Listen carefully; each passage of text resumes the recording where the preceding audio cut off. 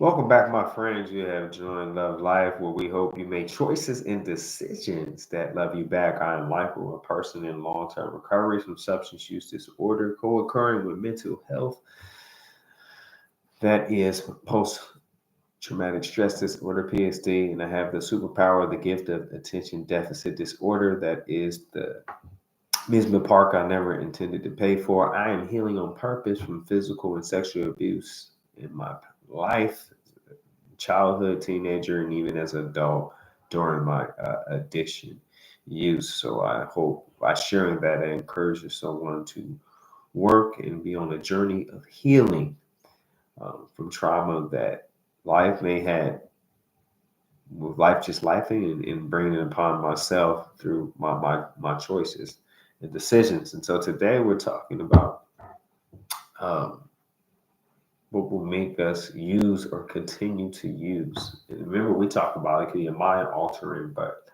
substance and then a mind altering activity, anything that takes you out of the quality and balance of your life. So the first thing we want to talk about it, maybe there's a financial stress, bills are not up. It's a challenge to keep a roof over my head, to pay the rent. I get it done, but it's stressful. I don't have enough money to pay other bills. Trying to keep my credit intact. Just feeling trapped by my present situation.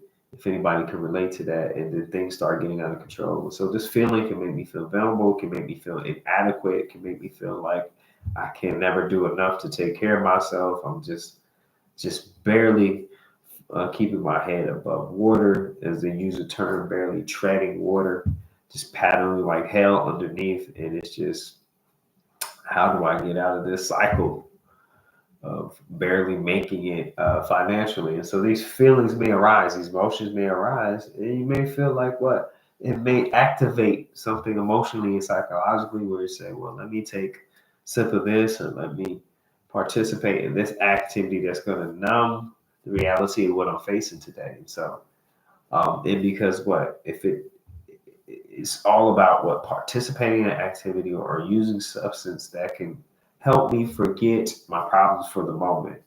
But my friends, I just want to remind us that yeah, we may take that, but we may take that drug, we may do that not so healthy activity, whatever that may look like, to take our mind off of dealing with the reality of we still have to come up with a plan to better our finances. I may cause more damage to myself, mentally, emotionally, and maybe even physically, because of the choice I made to use again, or to continue to use, because I can't take the financial situation. I just want to encourage you, if that happens to be the activating factor that pushes someone, that nudges me to use, to participate in mind altering substances and activities. Um, Hopefully, there's something with inside of you that says that financial situations come and go. They're temporary. Sometimes we have a surplus, and sometimes we barely have enough. But it is based off a focused effort. The thing I want to remind you is that to fix the financial, we have to have a clear mind as possible. So if I'm using mind altering substances, I don't think that's going to put me in the best state of mind to make wise choices. Choices, just saying, easier said than done. But the thing is hopefully we find a better alternative to get us through that temporary challenge than to pick up our drug of choice. That's the reality of it. The next thing that may pressure we may feel where we want to pick up a drug of choice or a preferred drug of choice, or act, or mind altering activity of choice, and mind altering substance of choice, is career, or wanting a career. Where do I fit in? How do I make money? So that's connected to the financial, right? Am I in the place where I feel like I'm uh, making leeway? Like, is it providing enough for me? If you have a family or you have pets, pets is your family as well. So just providing the best possible life, and that takes what, money, but also the money you make is based on what, the career you're in or the job you're at. And so today, today's times is tough with the economy and it's stressful.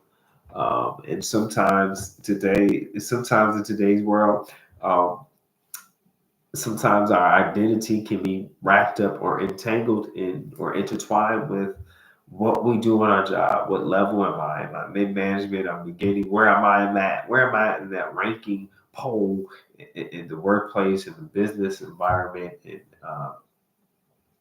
so sometimes in the job or workplace, we can have some pressure based on I need to perform, I need to keep my job, um, so I could continue to take care of things. And then sometimes we can get so caught up in that um, we may feel like our self worth is connected to a job, and then that can bring on stress, and that can bring on what activating thoughts. If it gets too stressful, what do I lean to? Do I lean towards a healthy outlet, or do I pick up and use that mind altering substance and participate in mind altering activities that what that will eventually, if I continue to do that, participate in mind altering substances and activities, eventually I probably won't have that job. The reality of it, I'm gonna speak for myself, not for you, but I probably won't have that job, as my grandmother said. Probably won't have that little piece of job that's taking care of a whole lot of things. So and so that type of pressure on the job, and as we know, it's connected with making money and having certain lifestyle that you like to live, or just paying off debt. Um, there is emotional and mental stress.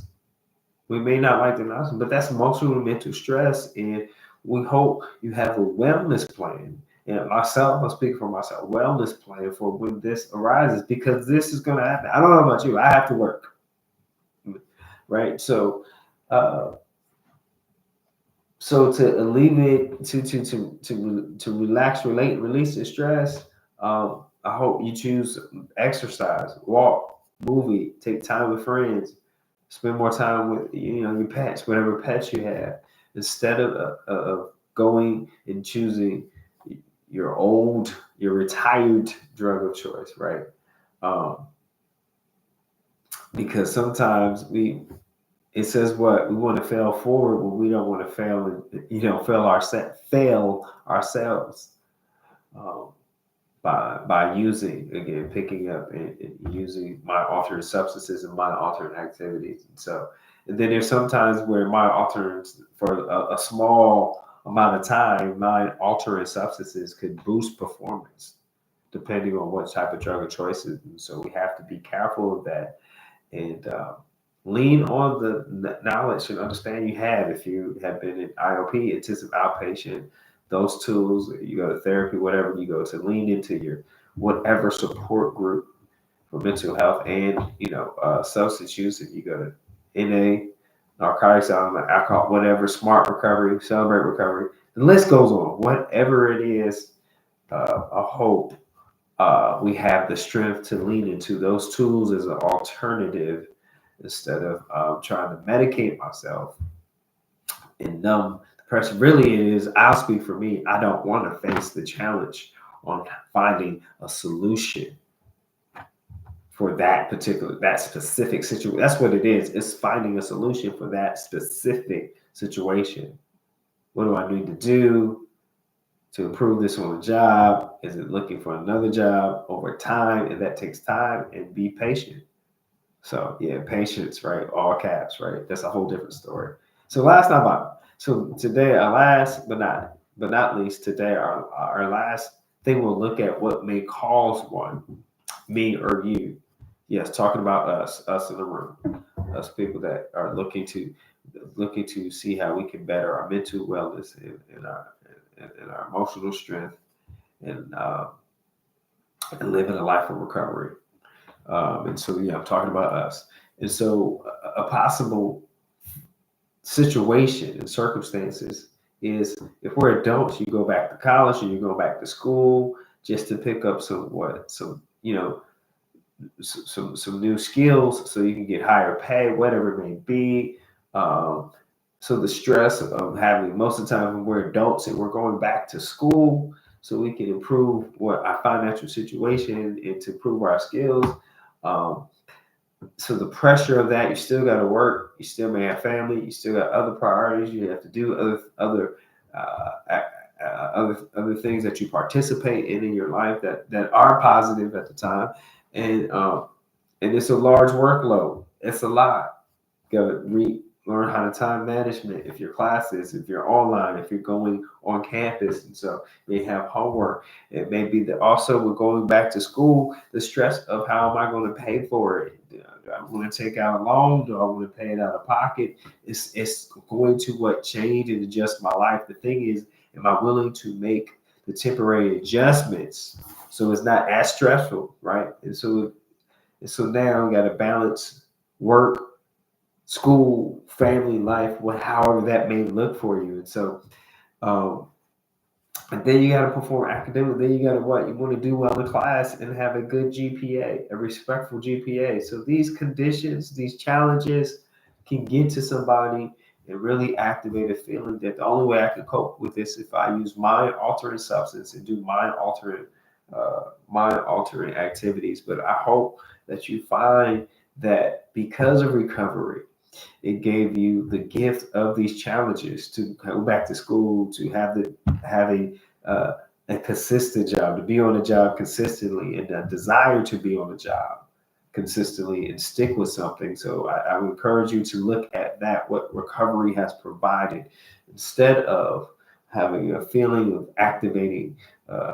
Using a mind altering substance or mind altering activity. So I do believe in us. I do believe we have this impeccable drive. It's just where we choose to focus the drive of our life. And I say we as those of us who choose to continue to look for the solution in recovery for mental wellness and substance use disorder, right? So we no longer have that craving for that mind altering substance, and we don't always lean into that feel that we need to do that mind altering activity that is not healthy for ourselves and others in relationship to us. So till next time, my friends, I hope you make choices and decisions that love you back, that you are encouraged to love life.